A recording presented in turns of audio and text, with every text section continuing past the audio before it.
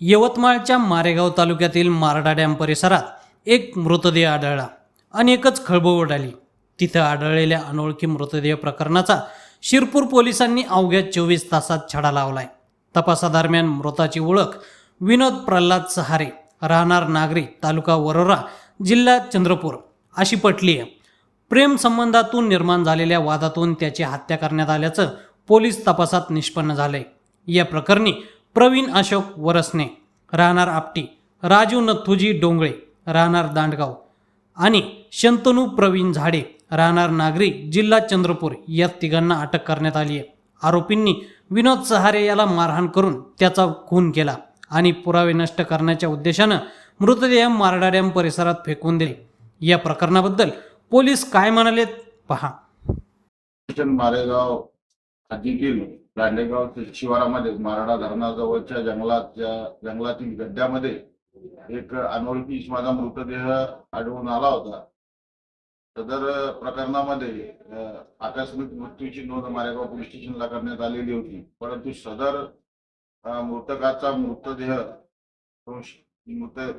मृतकाचा संशयास्पदरित्या मृत्यू झाल्याचा संशय असल्याने वरिष्ठाच्या मार्गदर्शनानुसार त्याचा एखाद्या गुन्ह्याप्रमाणे तपास करण्यात आला आणि त्या गुन्ह्यामध्ये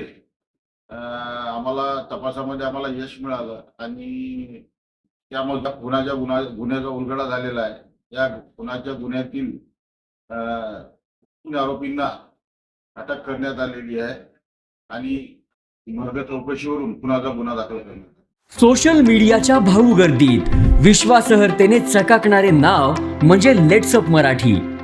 सगळ्या नागरिकांना ती स्पीच लेट्सअप वरील मुलाखती म्हणजे विचारांचा खजिना.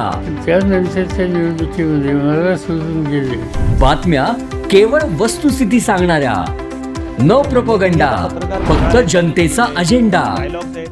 क्योंकि आने वाला कल जाने वाला है, जाने वाला कल आने वाला है. राजकारण, मनोरंजन असो की क्रीडा क्षेत्र, महाराष्ट्राची स्पंदने संवेदनशीलतेने टिपणारे माध्यम म्हणजे लेट्सअप मराठी. जगासोबत एक पाऊल पुढे राहण्यासाठी लेट्सअपचे ॲप, सोशल मीडिया आणि वेबसाईट सोबत कनेक्टेड रहा.